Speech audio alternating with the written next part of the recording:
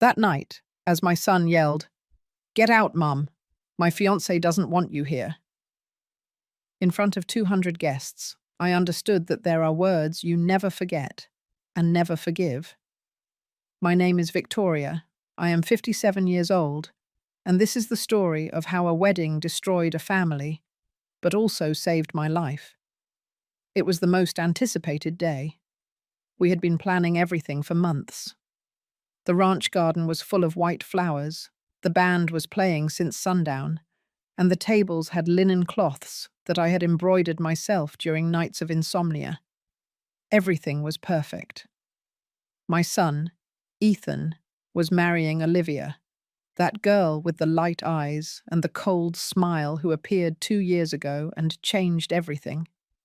I was wearing the royal blue dress my mother had worn at my own wedding.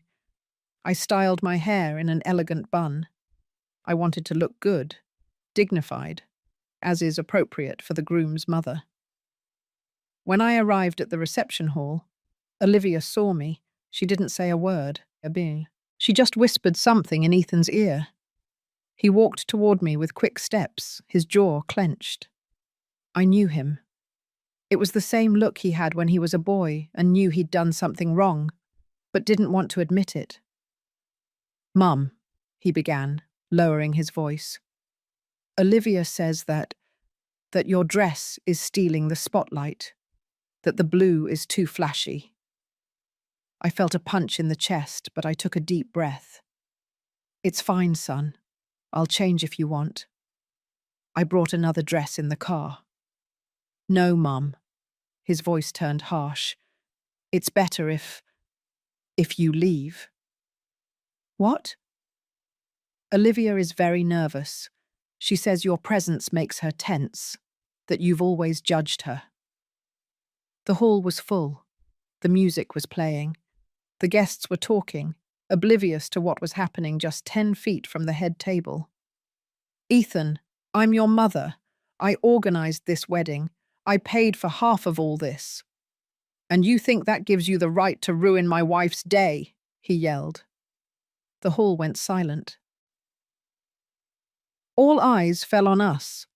Then he said it, loud and clear, in front of everyone. "Get out, Mum. My fiancé doesn't want you here." I felt something break inside me. I didn't cry. I didn't yell. I just nodded my head, picked up my purse, and walked toward the exit. No one stopped me. No one followed me.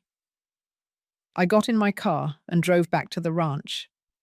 The keys were hanging on my neck, as always. Those keys my father left me before he died, along with the land, the house, the legacy of 4 generations. The same keys Ethan had wanted ever since he got engaged to Olivia. I got home. I took off the blue dress. I folded it carefully and put it in the closet. I didn't sleep that night. But the next day when the phone rang and I saw his name on the screen, I knew everything was about to change. I took a deep breath and answered. Sometimes we trust the wrong people too much. Have you also been disappointed by someone you loved? Tell me your story in the comments. I want to read it. Mom. His voice sounded tired over the phone. "Can you come to the ranch? We need to talk." I hung up without answering. I sat in the kitchen with a cup of coffee. The same French roast coffee I used to make Ethan when he was a boy, and woke up early to help me with the horses. Because that's how it was before. Before Olivia, my son and I were a team. After his father died 15 years ago, it was just the two of us and the ranch. We learned to survive together. Ethan was 12 years old when I became a widow. He was a quiet boy, with big hands and sad eyes, who tried to be strong for me. "Mom, I can fix the fence," he would say, carrying tools heavier than he was. "No, my love, you are still a child." "Not anymore, Mum. I'm the man of the house now." And he tried. God knows he tried. We grew up on this land together, He learned to herd cattle, to repair tractors, to negotiate with suppliers when I didn't have the strength to do it. He hugged me when I cried at night. When I missed his father so much, I felt like I couldn't breathe. Everything is going to be all right, Mum. I promise.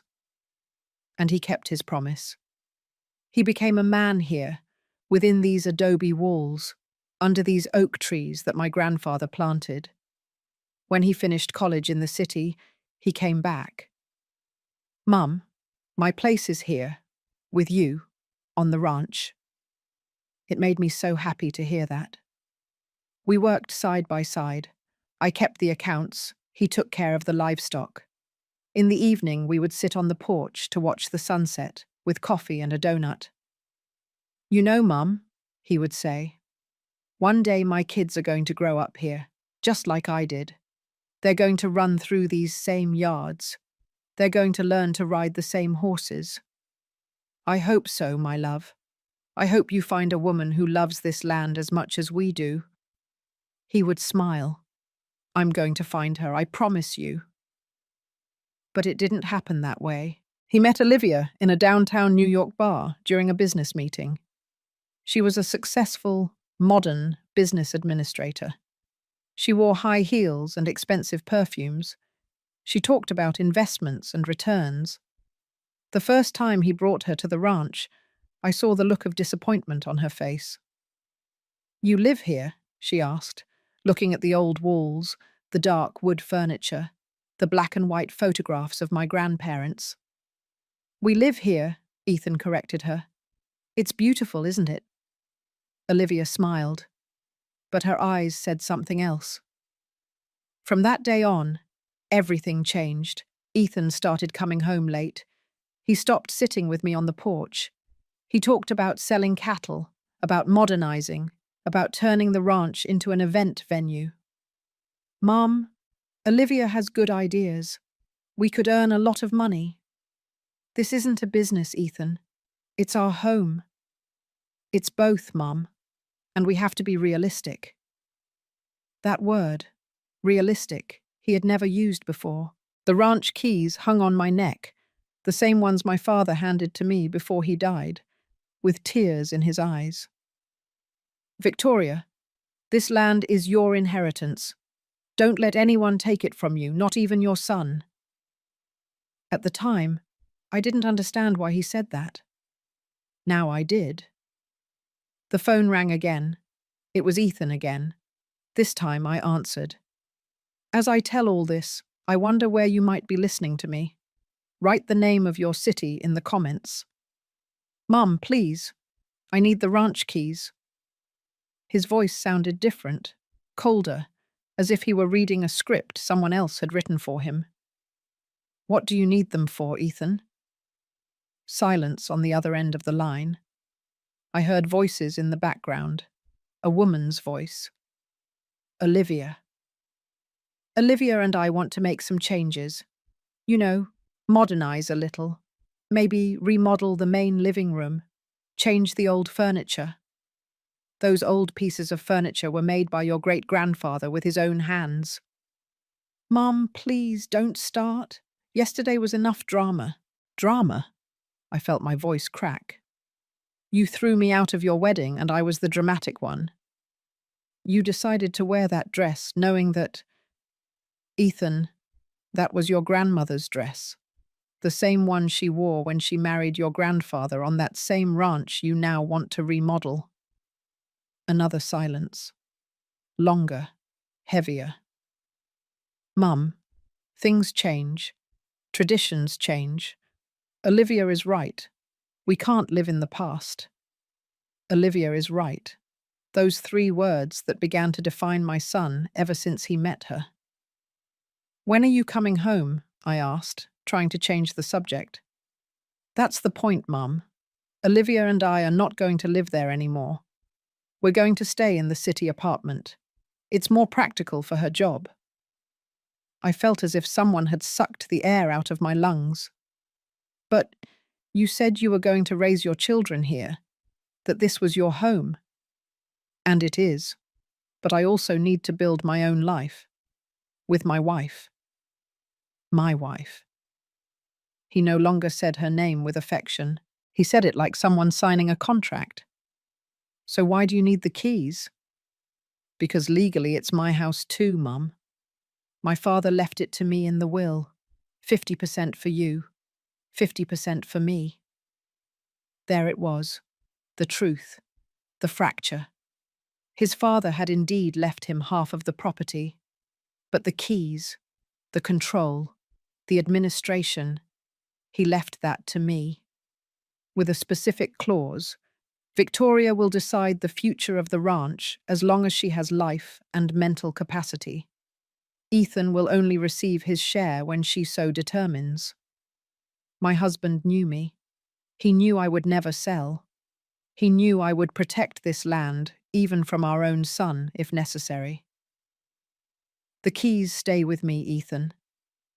Mum, don't be childish. We just want to make a few changes. Maybe rent the ranch for events, weddings, 15-year-old birthday parties. We could generate extra income. Turn our home into a business. It's an opportunity. Olivia has already talked to an architect.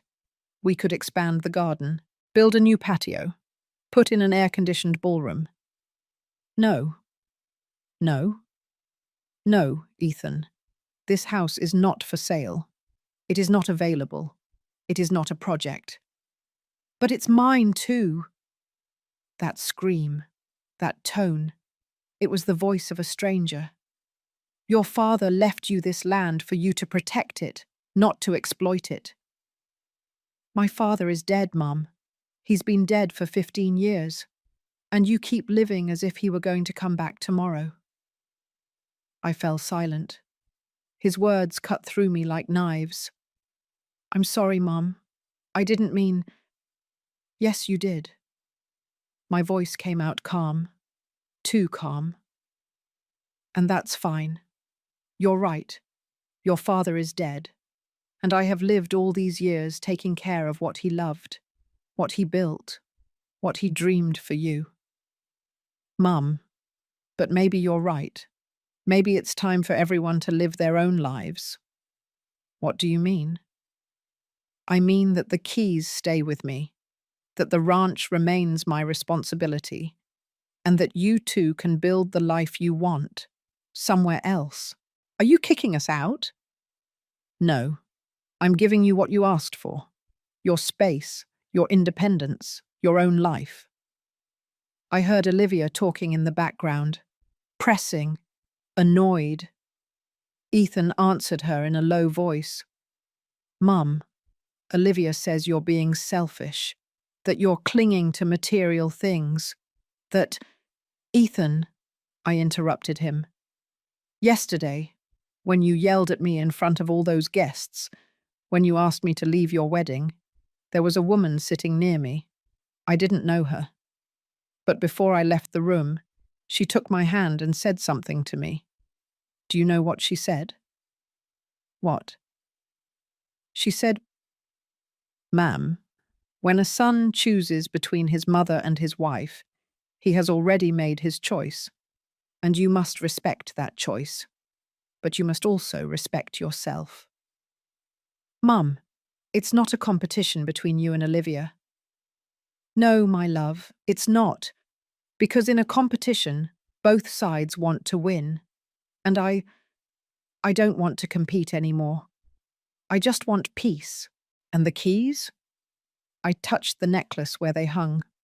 Cold, heavy, full of history. The keys stay where they have always been, with me, until the right moment to hand them over comes. And when will that moment be? When you have a heart that deserves them. I hung up before he could answer. I sat in the kitchen for hours. The coffee cooled in the cup. The afternoon shadows began to fill the house. I walked through the empty hallways. I touched the adobe walls. I looked at the old photographs. My father in his cowboy hat. My mother with her silk shawl. Ethan as a child riding his first horse. In my husband's study, on the wooden desk, was the last letter he wrote me before he died. I had read it so many times, I knew it by heart. Victoria, my love, if you are reading this, it is because I am no longer with you. Forgive me for leaving you alone with so much responsibility. Take care of the land. Take care of our son. But above all, take care of yourself. Don't let anyone make you feel less than you are. The strongest woman I have ever known. I love you. Always. That night, for the first time in 15 years, I didn't cry for my dead husband. I cried for my living son. Because there are pains that are worse than death. Like watching someone you love turn into someone you don't recognize. The keys hung on my neck, and I knew that soon I was going to have to use them in a way I never imagined. Have you ever had to choose between love and self-respect? Tell me what you decided. Sometimes, the most difficult decisions are the ones that teach us the most. 3 days passed without Ethan calling me. 3 days in which I woke up expecting to see his truck coming up the dirt road. 3 days in which I brewed extra coffee, just in case he arrived. 3 days in which I caught myself checking the phone every half hour. On the 4th day, I decided that pride wasn't worth more than my son. I called him. Mom? Ethan. My voice trembled. Can we talk? Silence. I heard him say something to someone else. To her. Sure, Mom. Tell me. Not over the phone. Come home. I'll make dinner for you. You and Olivia. I want us to start over. More silence. Whispered voices in the background. Olivia says she doesn't know if it's a good idea. I swallowed the lump in my throat. Please, son, let me make this right. Let me get to know her better. Maybe I haven't been fair to her. The words burned my mouth because I didn't mean them, but I needed to say them. Really, Mum? Really, come tomorrow, I'll make meatloaf, the one you like, and apple cobbler for dessert. I heard his voice soften. My boy was still there, somewhere beneath all those new layers. All right, we'll come tomorrow, around 7. Perfect. I'll be waiting. I hung up and stared at the kitchen, the old iron stove where my mother taught me to cook, the clay pots I inherited from my grandmother, the hand-painted tiles we brought from New Orleans when we got married. Was I really willing to give in? To trade my peace for his presence? Yes, I was. Because that's what mothers do. We bend, we break, but we don't let go. I spent the entire next day preparing dinner. I kneaded the dough with my own hands. I cooked the turkey low and slow. I set the dining room table with the embroidered tablecloth, the wax candles, the china plates we only used on special occasions. I put on a simple beige, discreet dress, nothing that could steal the spotlight from anyone. I put my hair up. I wore the pearl earrings my husband gave me on our 10th anniversary. The keys hung on my neck, hidden under the dress. At 10 minutes past 7, they arrived. When I saw Ethan's truck park in front of the house, my heart sped up as if I were a child waiting for her father. How pathetic, I thought. But I couldn't help it. I went out to greet them. Ethan got out first. He was wearing a white shirt, dark jeans, his hair slicked back with gel. He looked handsome. He looked different, like an actor playing the part of my son. Olivia got out next. A tight wine-coloured dress, high heels, straight, perfect hair, impeccable makeup. She carried a designer handbag on one arm and her phone in her hand. Good evening, Victoria, she said, with a smile that didn't reach her eyes. Olivia, it's nice that you came. Come in, please. Ethan gave me a kiss on the cheek. Quick, forced. Smells good, Mum. It's your favourite. Meatloaf. They entered the house. Olivia looked around with that expression I already knew. Evaluation. As if she were calculating the worth of every piece of furniture, every painting, every bit of history. "How quaint," she finally said. "The house is 120 years old," I explained, closing the door. "My great-grandfather built it when he bought this land." "Wow, it definitely has character." They sat in the living room while I finished serving. From the kitchen, I could hear them talking in low voices, nervous laughter, awkward silences. When I returned with the pitcher of iced tea, Olivia was taking photos of the living room with her phone. "Do you like the decor?" I asked, trying to sound friendly. "Oh, yes, it's very authentic. I was just taking some pictures to send to my cousin. She loves the vintage style." Vintage? As if my life were a Pinterest trend. "Dinner is ready. Come to the dining room." We sat at the long wooden table, Ethan in his usual place, on my right, Olivia across from him. I served the plates carefully, making sure everything looked perfect. "Enjoy," I said, sitting down. Ethan tasted the meatloaf. He closed his eyes. "God, Mom, no one makes meatloaf like you." I smiled. For the first time in days, something felt normal. "I'm glad you like it, my love." Olivia took a small bite. She chewed slowly. She put her fork down. "It's good, although I can't eat too much seasoning. It irritates my stomach." "It doesn't have too much seasoning," I said. "But I can bring you something else, if—" No. It's fine. I'll eat what I can." Silence. The wall clock ticked with a sound I had never noticed before. "Well," I finally said, "I wanted you to come because I want to apologize." Ethan looked up. Olivia did too. "I was unfair.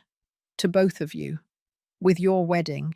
With everything." The words came out mechanical, rehearsed. "This is your life, your marriage, and I must learn to respect that."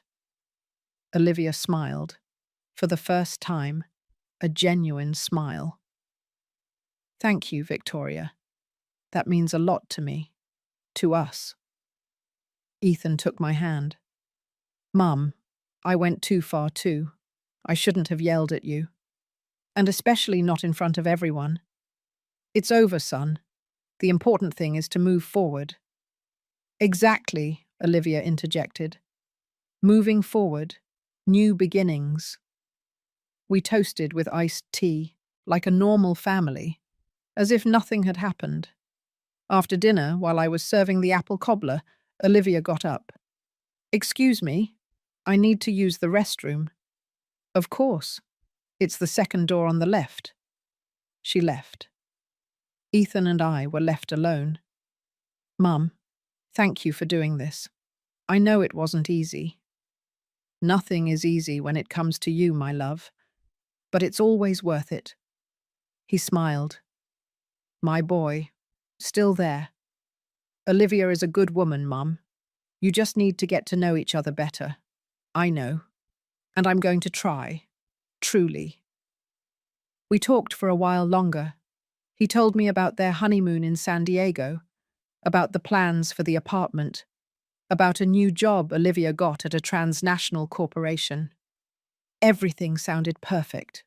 Too perfect. Olivia was taking a long time to return. "Is your wife all right?" I asked. "She must be touching up her makeup. You know how women are." I got up.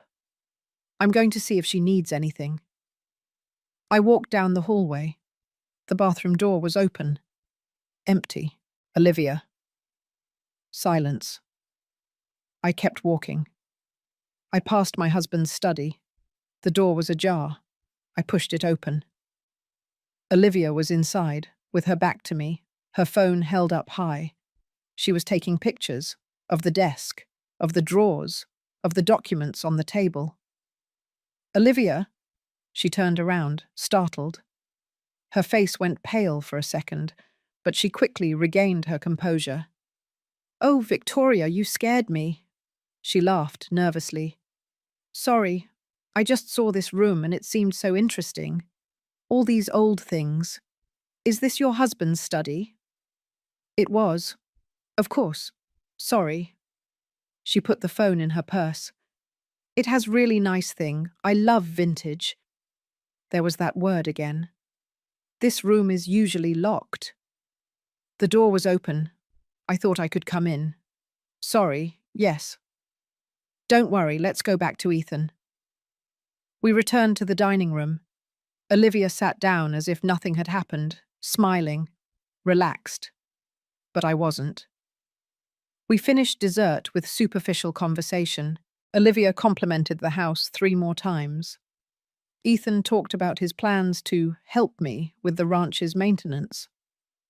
Maybe we could hire someone to paint the exterior walls, Mum. They look a little neglected. They have that colour because it's a special lime wash paint. That's how it was done before. But we could modernise, give it a more contemporary look.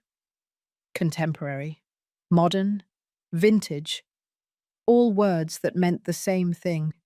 Your life is obsolete. They left at 10 o'clock. Thanks for dinner, Mum. It was delicious.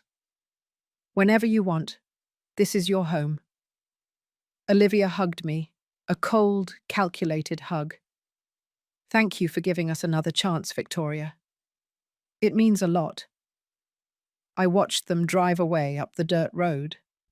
The truck's taillights disappeared among the trees. I closed the door. I walked straight to the study. On the desk, the documents my husband had organized were now moved. Slightly, almost imperceptibly, but I knew every inch of that space. Someone had looked through them. I opened the main drawer.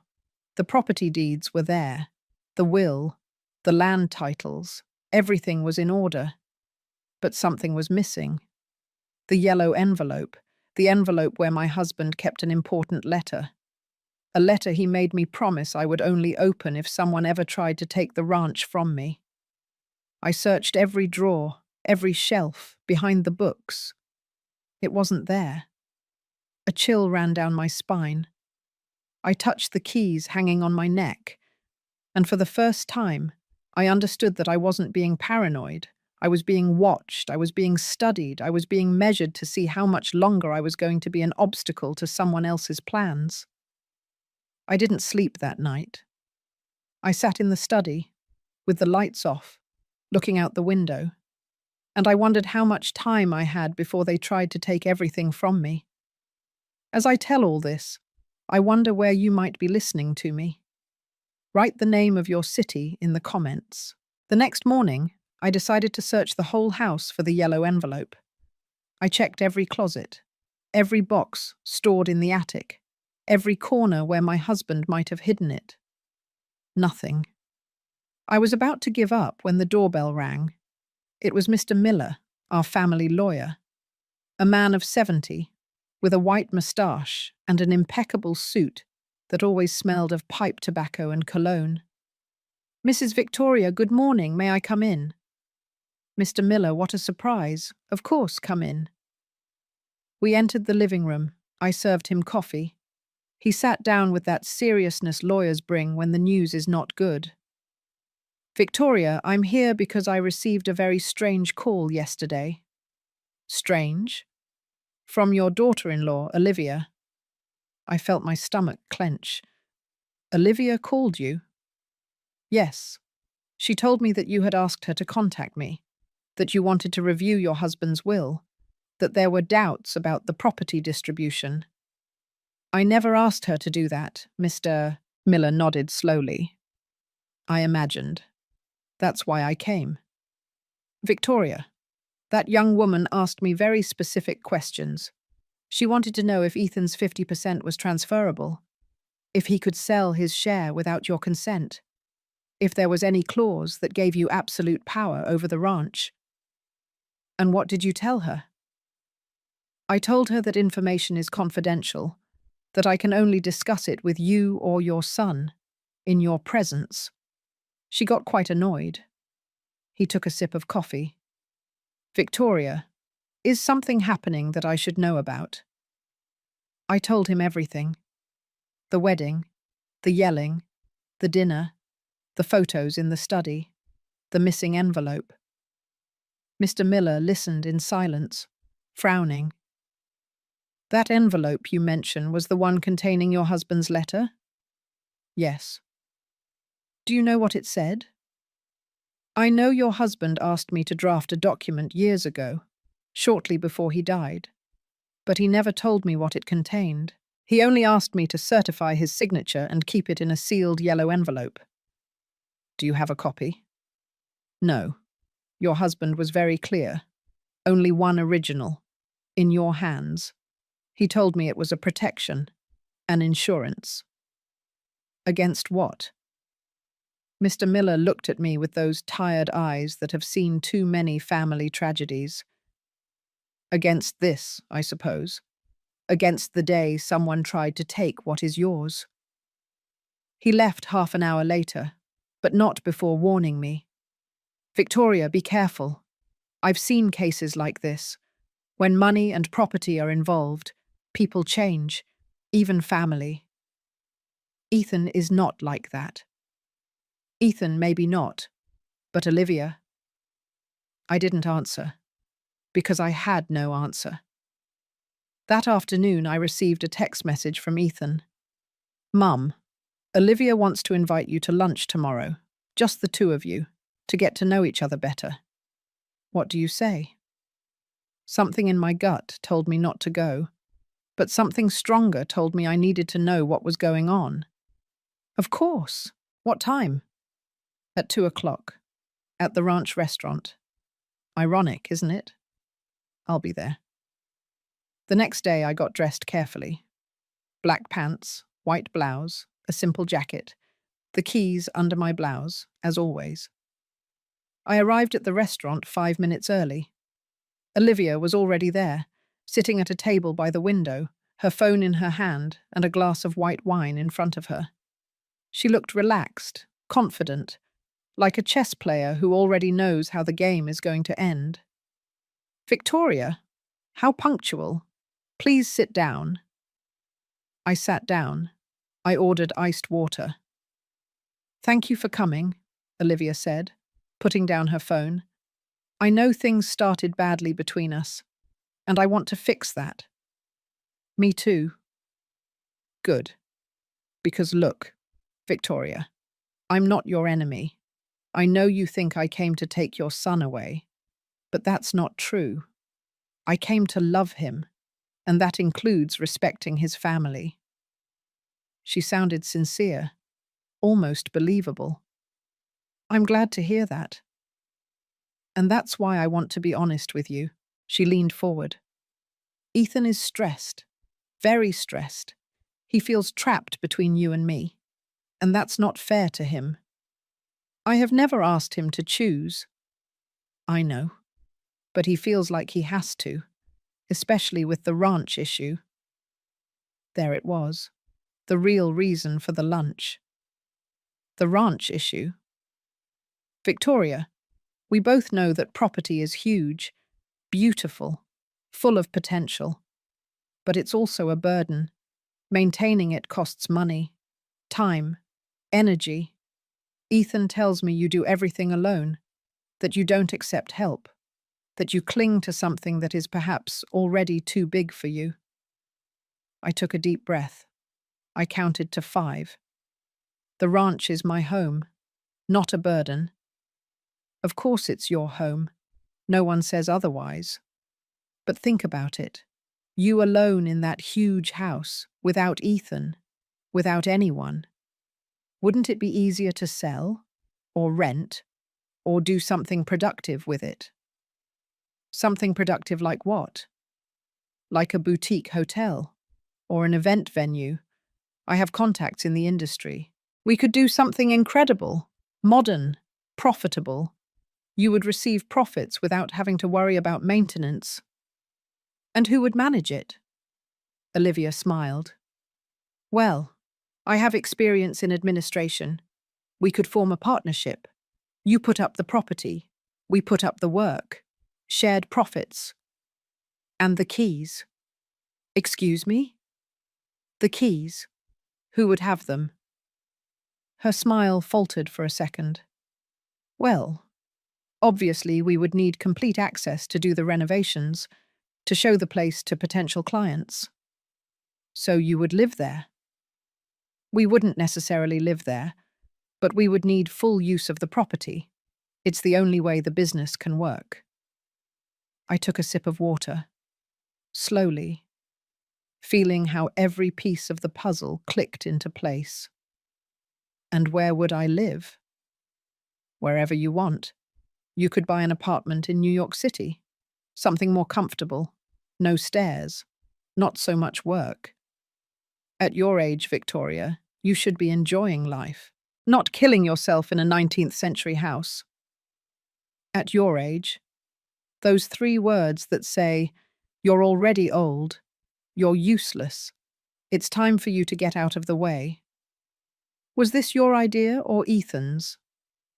It was both our idea. Ethan is worried about you. He's afraid something will happen to you there alone, that you'll fall down the stairs, that you'll get sick and no one will be around to help you. It's for your own good, Victoria. How considerate. Olivia didn't detect the sarcasm in my voice, or she didn't care. So what do you say? Can we at least consider the idea? Talk to an architect? Look at the numbers? No. Her smile froze. No? No, Olivia. The ranch is not for sale. It is not available for business. It is not open to partnerships.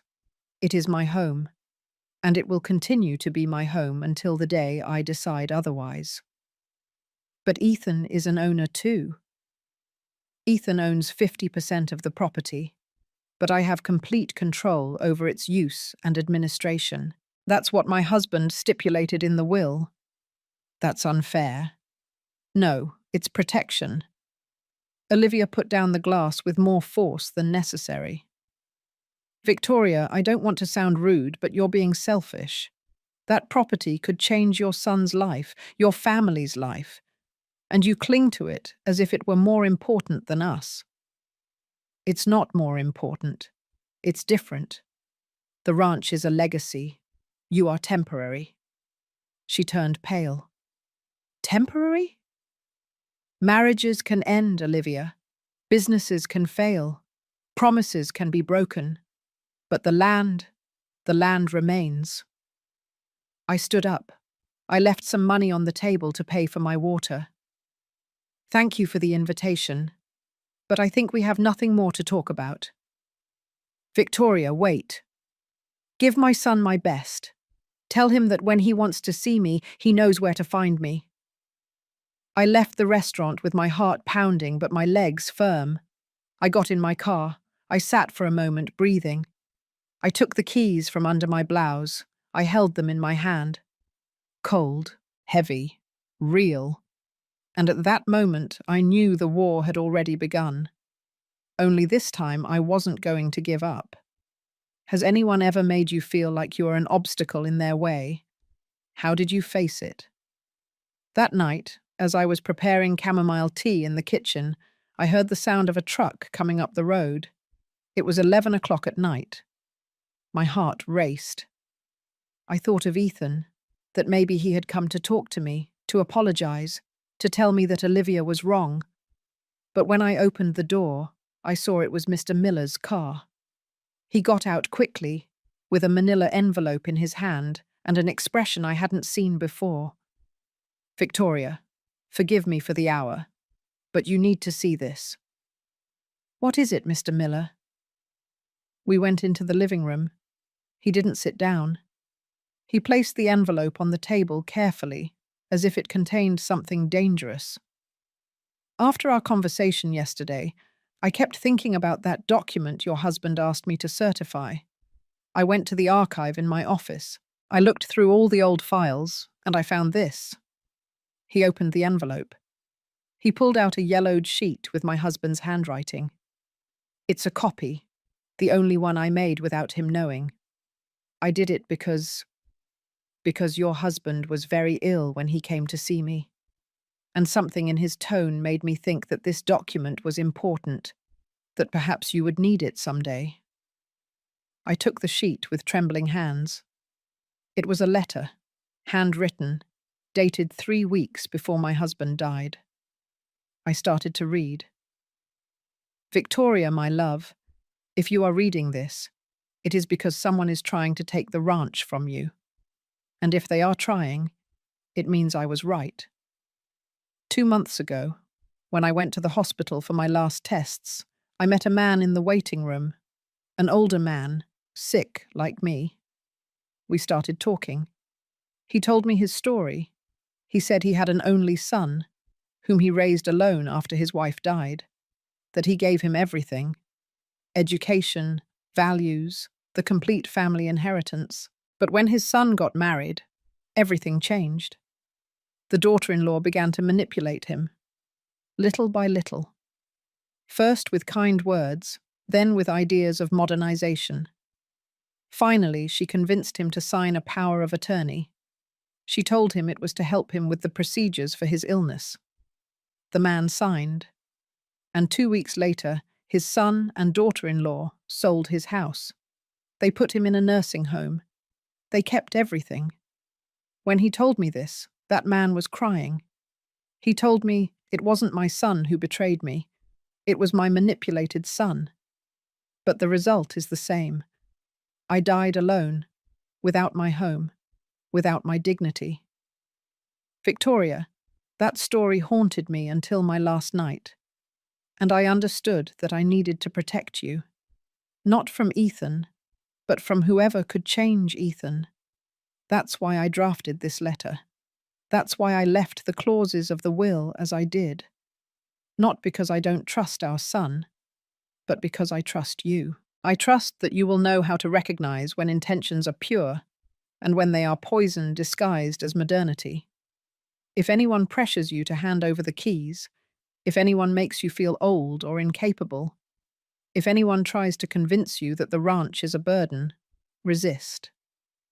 Because that land is not just property, it is the backbone of our family. It is the place where our ancestors bled and dreamed. It is the only place in the world where our history has roots. And you, my love, are the guardian of that history. Don't let anyone, not even our son, convince you that you are an obstacle. You are the door, and you decide who can enter. I love you. I have always loved you. And from wherever I am, I will continue to watch over you. Protect the keys. Protect the land. Protect yourself. Yours forever, Robert. When I finished reading, tears were falling onto the paper. Mr. Miller put a hand on my shoulder. Your husband was a wise man, Victoria. He already knew. He already knew this was going to happen. He didn't know exactly what, but he knew it was possible.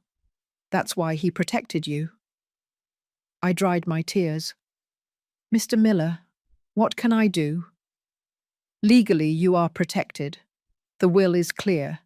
Ethan cannot sell, rent, or modify the property without your explicit and notarized consent. But, he paused, the law protects property, Victoria. It doesn't protect hearts. What do you mean? I mean they can pressure you, manipulate you, make you feel guilty. They can even try to declare that you are not in your right mind to make decisions. I've seen cases like this. I felt a chill. They can do that? They can try. If they get a doctor to certify that you suffer from dementia, cognitive impairment, or any condition that makes you incompetent, they could request legal guardianship.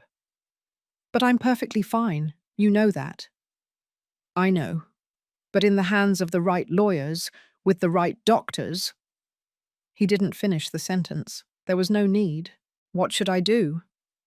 First, Keep this letter in a safe place, in a bank, with someone you trust, not in the house. Second, go to your doctor. Request a complete examination, physical and mental.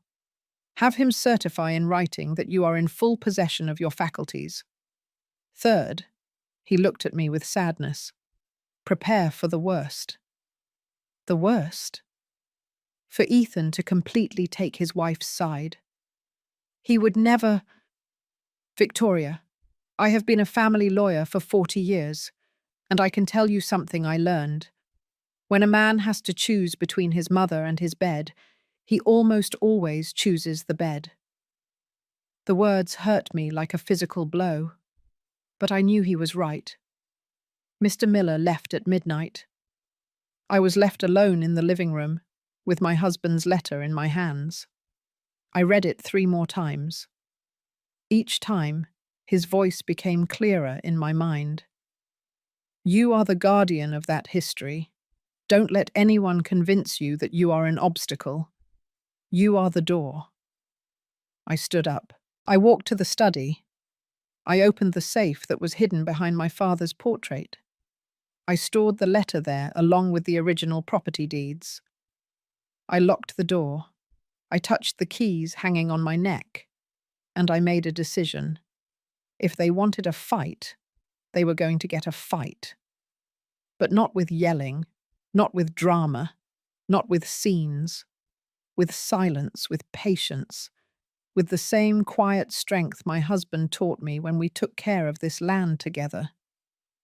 At 7 o'clock in the morning the next day, I called my doctor. I requested an urgent appointment for all possible tests. At 8 o'clock, I called the bank. I made an appointment to open a safety deposit box. At 9 o'clock, my phone rang. It was Ethan. Mum? Good morning, son. Olivia told me what happened yesterday. That you were rude to her. That you insulted her. I didn't insult anyone. I just made it clear that the ranch is not for sale. No one said it was for sale. We just wanted to propose an idea to you. A family business. Ethan, do you really think I need a business at my age? Do you really think I want to turn the home where you were raised into a hotel? You're not the only one who decides, Mum. I'm an owner of the property too.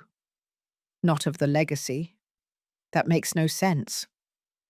To you, maybe not. But to me, it does. Silence. Agitated breathing. Olivia says you're being selfish, that you're clinging to the past, that you need help. Help? Yes, Mom. Professional help. Maybe you should talk to someone, a therapist, or a doctor, to help you, to let go. There it was, what Mr. Miller warned me about. Professional help. Doctor.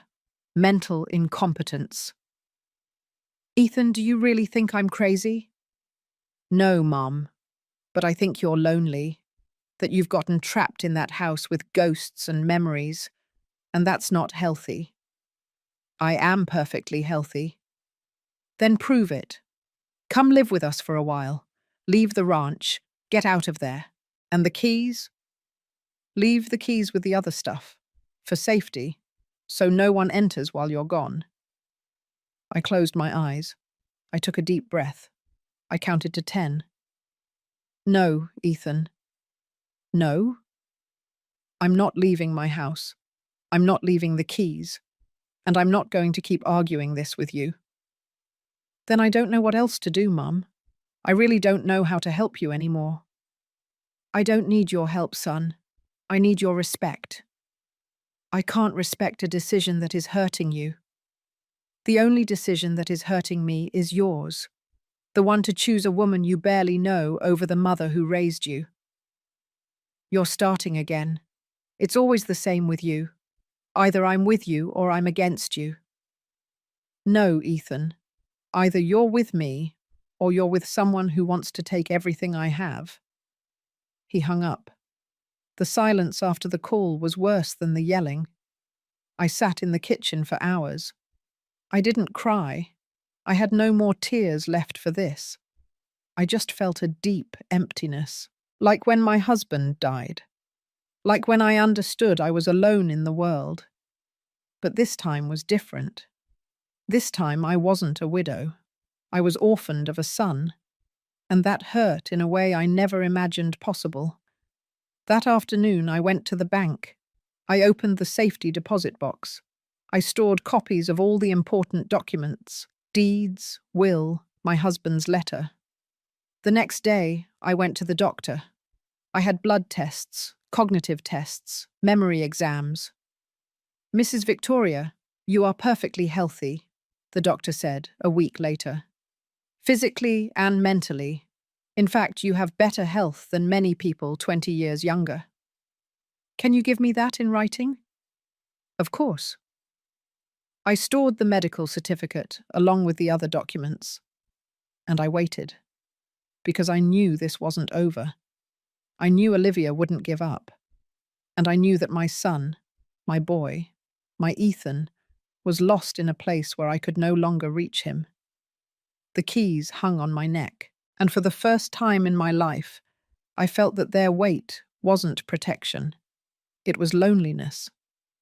I still wonder if I did the right thing by standing firm. And you? What would you have done in my place?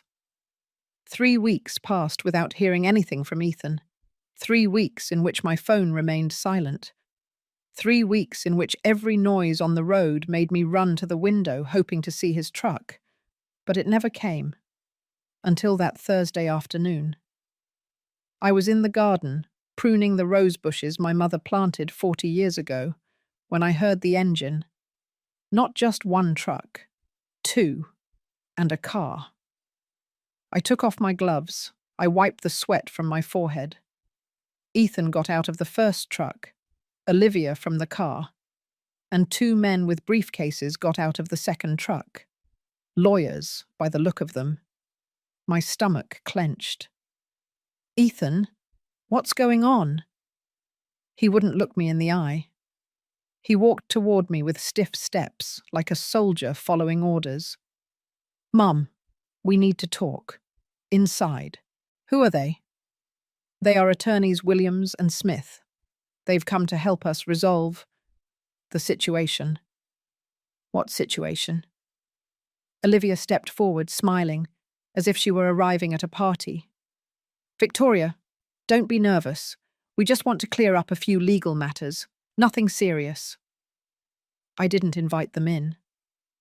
"Mum, please," Ethan said with a tired voice. "Don't make this any harder." Something in his tone chilled my blood, but I opened the door. We all went into the living room. The lawyers sat on the sofa. Olivia in the main armchair. Ethan stood near the window, looking outside as if he wanted to be anywhere else. I sat across from them, the keys under my blouse, pressed against my chest. Attorney Williams, a man in a grey suit and frameless glasses, opened his briefcase.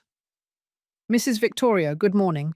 I am Attorney Williams, legal representative of Mr. Ethan Robert Taylor. We are here today because my client wishes to exercise his rights as co-owner of this ranch. He already knows his rights and his limitations. Precisely why we are here." He pulled out some documents. "We have reviewed your late husband's will, and although it is true that you have administrative control of the property, there is a clause that allows the co-owner to request the division of assets if he considers that the current administration is deteriorating the value of the estate." "Deteriorating? This ranch is in perfect condition. Physically, perhaps, but economically." He placed the papers on the table. "It is losing value. It generates no income. It has no productive use. And according to our calculations, the maintenance costs exceed any potential benefit. This is my home, not a business. Legally, ma'am, it is both. A private property with commercial value, and my client has the right to request that this value be protected." I looked at Ethan. He was still standing with his back to me, looking out the window. "Ethan, did you ask for this?" He didn't answer. Olivia did it for him. Victoria, Ethan only wants what's best for everyone, including you. Look at this place. It's huge, old, hard to maintain. You are alone here. What if you get sick? If you fall? If something happens to you and no one realizes it until days later? I have a phone. I have neighbors. I have… You are 57 years old, Victoria. And even if you are healthy now, how many more years will you be able to handle this?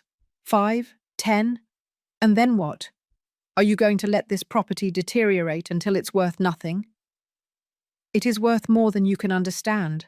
Not everything is measured in money. Attorney Smith, younger, with a condescending smile, intervened. Ma'am, no one is questioning your emotional attachment, but we must be realistic. This property has a market value of approximately $3 million.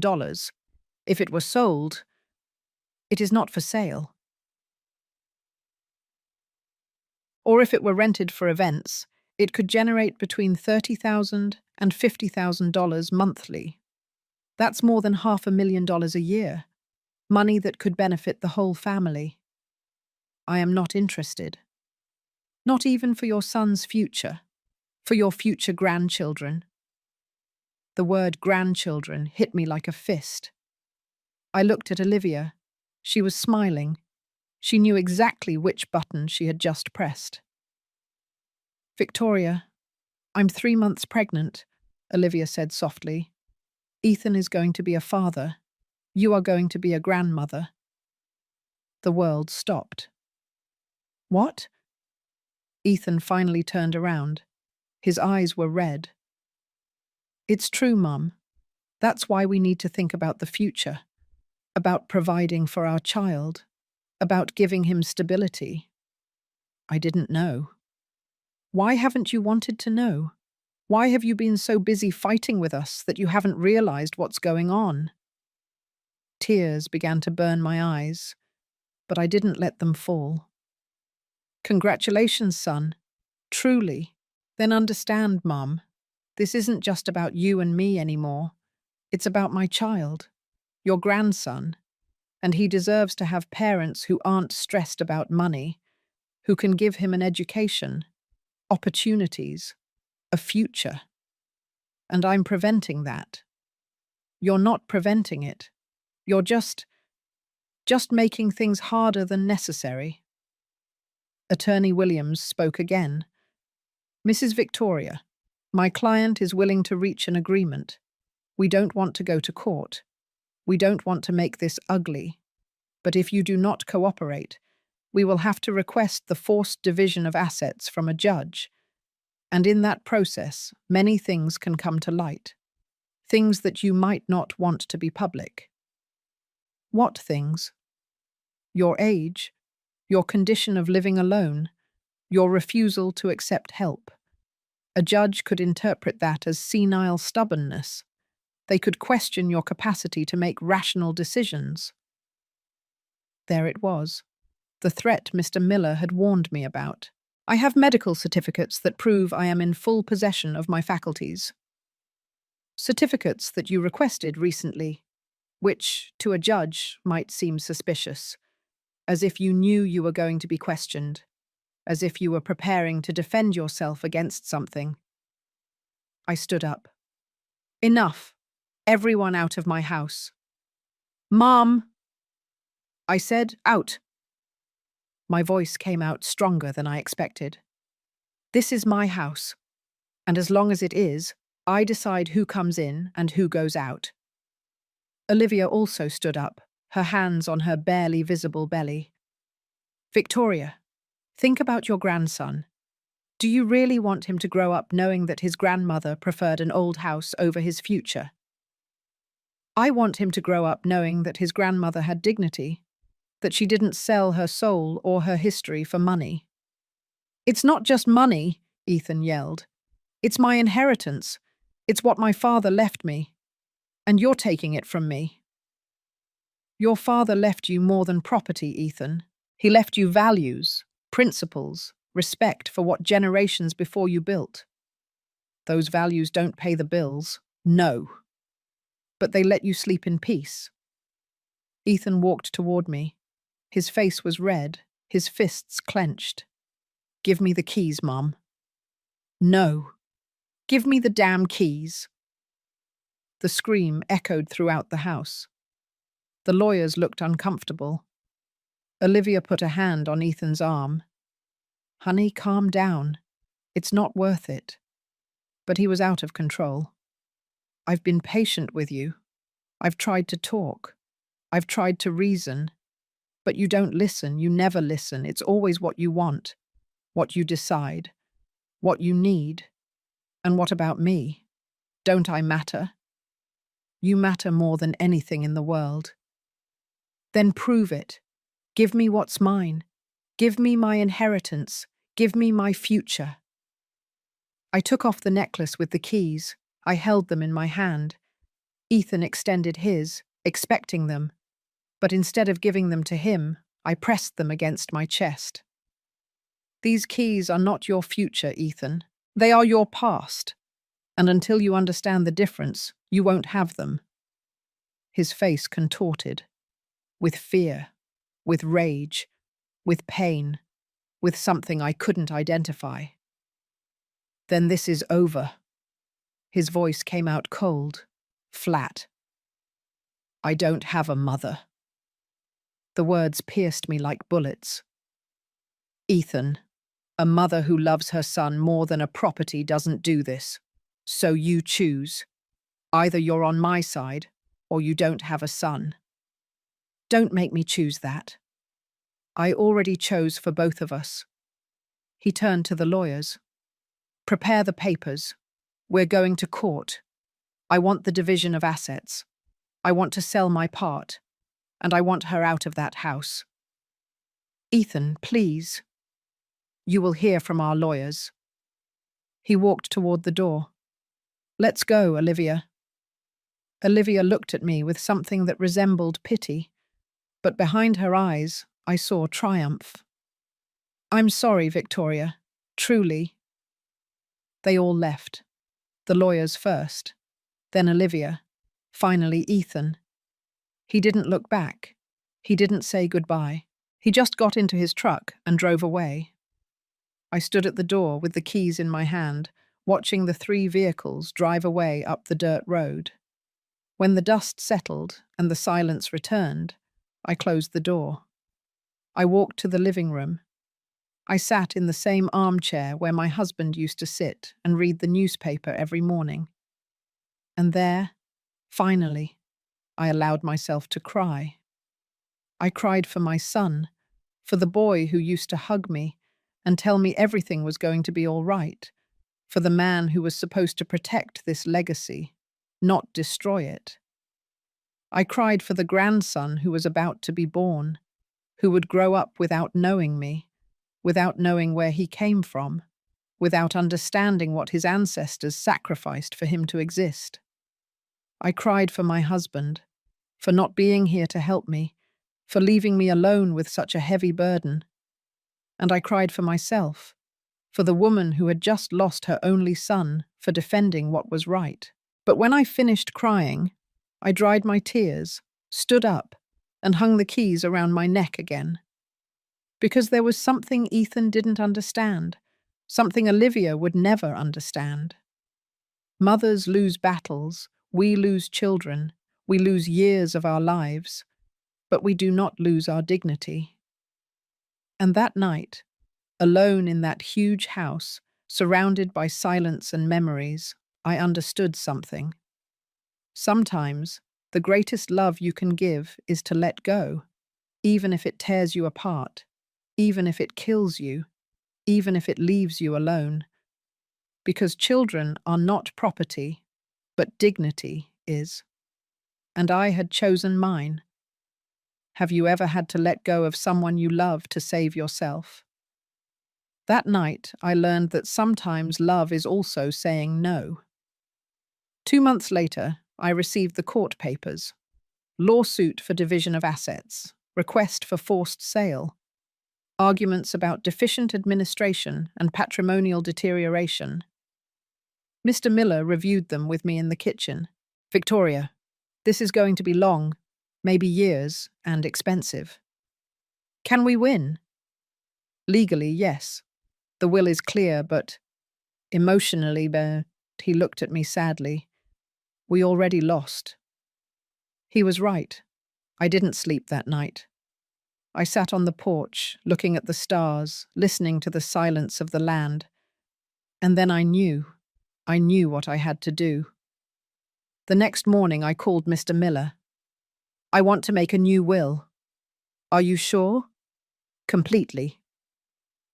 I went to his office. I dictated my last wishes in a firm voice. I, Victoria Taylor, widow of Robert, in full use of my mental faculties, declare the following. The Taylor Ranch shall remain under my administration as long as I live. Upon my death, the complete property shall pass to a family trust that cannot be sold, divided, or modified for 50 years. My son Ethan shall receive 50% of the profits generated by the property if it is rented for cultural, educational, or historical events. Never for private commercial purposes. The other 50% shall be administered by a foundation that will protect historical American ranches. If my son attempts to contest this will or sell his share, he will lose all his rights and his percentage will go entirely to the foundation. The keys to the ranch will be delivered to the director of the foundation. This is my will, and it is irrevocable. Mr. Miller looked at me for a long time. Victoria, do you know what this means? It means that no one will win this war, neither him nor me, but the land will. I signed the documents, I had them notarized, I sealed them, and I went home in peace for the first time in months. 2 weeks later, Ethan found out. I don't know how. Maybe Mr. Miller told him. Maybe it was the town gossip. He called me at midnight, drunk, crying. How could you do this to me, Mum? How could you take away my inheritance? I didn't take it from you, Ethan. I protected it. From yourself. You're a damn selfish woman. No, my love. I'm a mother who loved you too much to let you destroy what your father built. He hung up and didn't call back. Months passed. The lawsuit moved slowly. I continued to live on the ranch, tending the rose bushes, feeding the chickens, watching the sunsets. Alone, but at peace. Because I understood something my husband always knew. The land doesn't need you to defend it with yells. It defends itself with time, with patience, with the silent justice that only nature knows how to give. And I just had to wait. The keys hung on my neck. They no longer felt heavy. They were just keys. And I was free. Sometimes the best revenge is not revenge. It's protecting what you love and letting time do its work. 2 years passed. 2 years in which I lived on the ranch, taking care of the land, waiting without expecting. The lawsuit had stalled. Ethan's lawyers couldn't do anything against my new will. It was legal, irrevocable, perfect. Mr. Miller visited me every month with updates, always the same. They are still trying, but they have no case. I would nod, serve coffee, and continue with my life.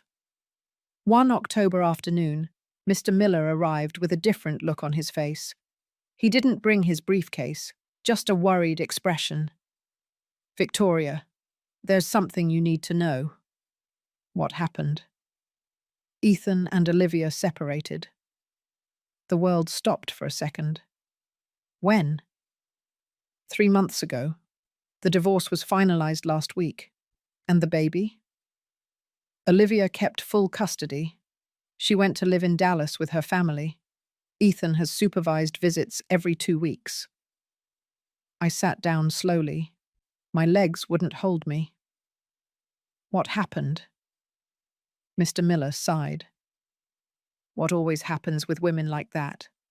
When she didn't get what she wanted from you, she started looking elsewhere. She met a hotel magnate, rich, older, no family. She discovered her with him. In the apartment they shared, I felt a mixture of pain and sadness so deep I didn't know what to say. How is he? Bad, Victoria.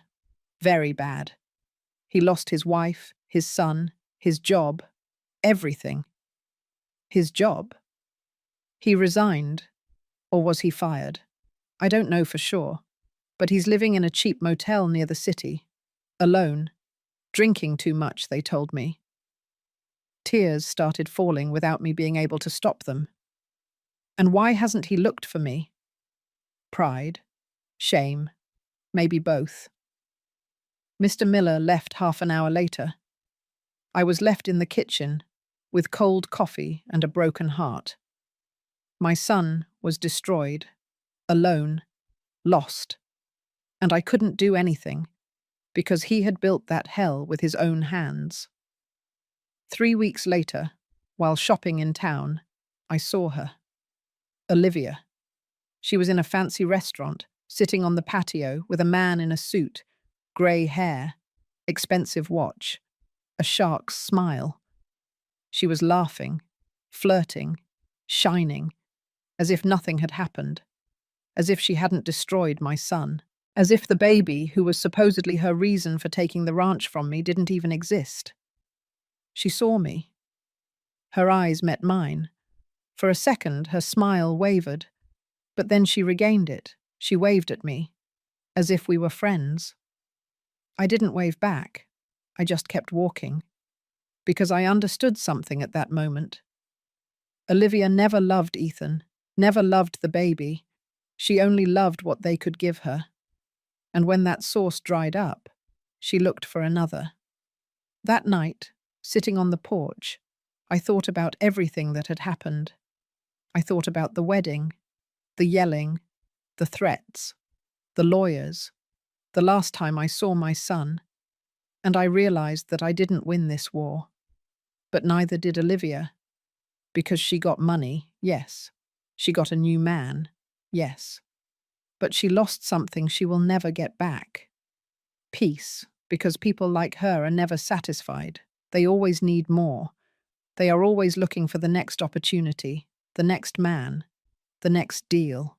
And someday, when she is old and alone, she will understand that you can't buy what truly matters. My son also paid his price. He lost his family, his dignity, his future. But at least he still had time to learn, to change, to return, if he chose to do so. A month later, in December, the doorbell rang at 6 o'clock in the morning. I opened the door. It was Ethan, thin, with a messy beard, red eyes, wrinkled clothes. But it was my son. "Mum," his voice broke. "I'm sorry." He didn't say anything else. There was no need. I hugged him. And he cried like when he was a boy and fell off his bicycle. He cried for everything he lost, for everything he destroyed, for everything he would never get back. And I held him, because that's what mothers do.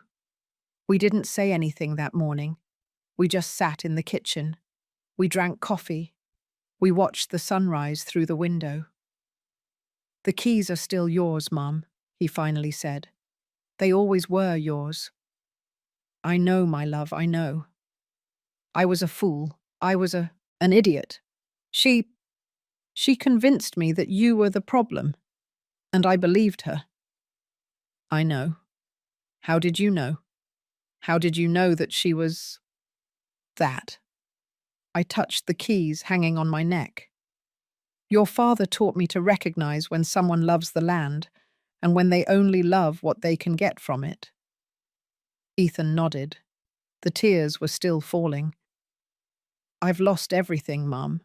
My son, my marriage, my job, my dignity." "Not everything. You still have me, and you still have time to build something new, something true." "I don't know if I can." "I didn't know either when your father died. but I did, and you can too. He stayed on the ranch that day, and the next, and the next. We didn't talk about the lawsuit. We didn't talk about Olivia. We didn't talk about the keys.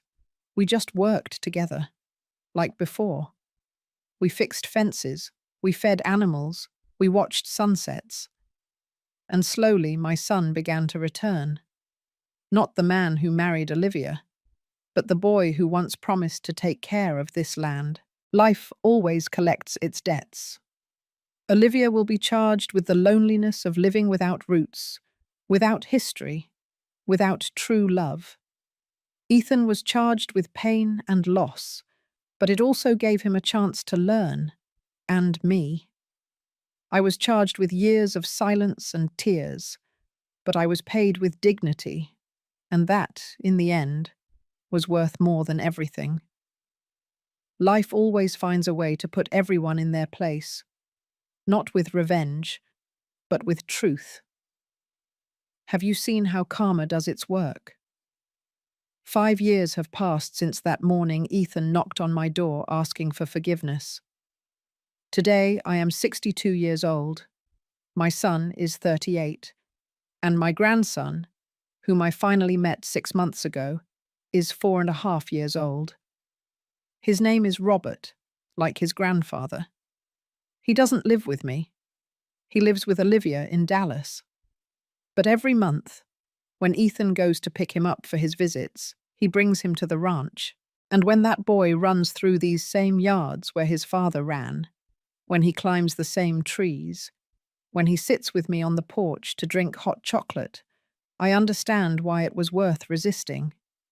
Ethan lives in town now. He works in a mechanic's shop.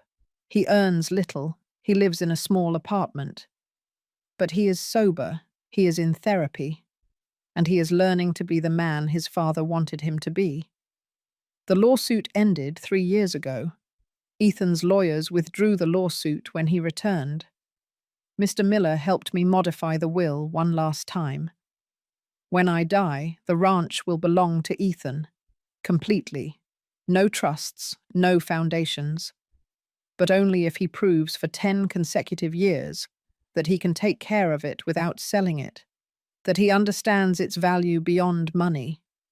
If he fails, everything goes to Robert when he turns 25 years old. "Do you think I can do it, Mum?" Ethan asked me when we signed the new documents. "I don't know, my love, but I want to give you the chance to try." Olivia remarried last year to that hotel magnate she met. They live in a modern mansion. They travel the world. They post perfect photos on social media. Sometimes I see those photos, and I wonder if she is happy. I don't think so. Because I've learned that happiness doesn't come from having more, it comes from needing less. And she will always need more. I saw her one more time, 2 years ago, when she came to drop off Robert for summer vacation. She got out of her imported car in designer clothes, with dark sunglasses that hid more than the sun. She looked perfect, as always. But when she took off her glasses to talk to me, I saw something in her eyes I had never seen before. Emptiness. "Victoria," she said with a smile that didn't reach her eyes. "The ranch looks good. You're still here." "I'm still here. It must be quiet, being alone, without worries." "It is quiet," I said, "because I am where I belong." Something in my tone made her blink. "I am also where I belong," she said quickly. "My husband and I are very happy, very successful. We just opened our 3rd hotel." "I'm glad to hear that." Awkward silence. Robert ran toward me, shouting, "Grandma!" with that pure joy that only children have. I hugged him. I lifted him up. I spun him around. When I put him down, I saw Olivia looking at us with a strange expression, almost like envy. "Take good care of him," she said, getting into her car. "I'll be back in 2 weeks." She left without saying goodbye to Robert. without hugging him, without telling him she loved him. Because some people never learn that love isn't bought, it's built, with time, with presence, with sacrifice. My son is learning it, slowly, painfully, with mistakes. But he is learning it. A month ago, while we were working in the garden together, he told me something I will never forget. Mum, now I understand why Dad left you the keys. It wasn't to control me. It was to protect me. From myself. I touched the keys that still hang on my neck. Your father was always wiser than me. No, Mum. You were wise together. And I was the fool who took too long to understand it. I hugged him. My boy. My man. My son. It's never too late to learn, my love. Today, as I write this in my mind, sitting on the same porch where I have spent half my life, I see Robert playing with the chickens. I see Ethan repairing the fence by the corral. I see the trees my grandfather planted. I see the adobe walls my great-grandfather built. And I understand something that took me 62 years to grasp. Life is not about winning or losing. It's about protecting what we love, even when it costs us everything. It's about knowing when to resist and when to let go. It's about understanding that true love does not demand. It gives, but it also sets limits. I was once called selfish, stubborn, a bitter old woman clinging to the past. Maybe they were right about some things, but they were also wrong about the most important thing. I wasn't clinging to the past. I was protecting the future of that child who now runs free on this land, the future of my son who is learning to be a man, the future of all the generations that will come after me. The keys that hang on my neck are no longer just metal and rust. They are history. They are resistance. They are proof that a woman alone, with no weapon but her dignity, can defend an entire world. Olivia got her rich businessman, her mansion, her perfect life. But I have something she will never have. Peace, the peace of knowing that I did the right thing, that I did not sell out, that I did not betray those who came before or those who will come after. And that peace is priceless. If my story helps even one woman open her eyes, set boundaries, and defend what is hers, no matter who tells her she is wrong, then everything was worth it. The yelling, the tears, the years of loneliness, everything. Because in the end, life always finds a way to bring justice, not with revenge, not with screaming, but with time, with truth, with natural consequences that arrive when we least expect them. Olivia learned that money doesn't buy love. Ethan learned that some things are worth more than inheritance, and I learned that letting go of someone you love doesn't mean stopping loving them. It means loving them enough to let them fall, so they can learn, so they can grow, even if it tears you apart. My name is Victoria. I am 62 years old, and this was the story of how I lost my son to save us both. The keys are still with me, and they will stay here until the right moment comes. Because now I know something I didn't know 5 years ago. The right moment is not when I decide it. It is when my son is ready to receive them. And that day I will rest in peace, knowing that the land that saw me born, that saw me cry, that saw me resist, will be in the right hands. Thank you for listening until the end. If this story touched your heart, share it with someone you love. Sometimes, a story like this can change an entire day. God bless you. And until next time,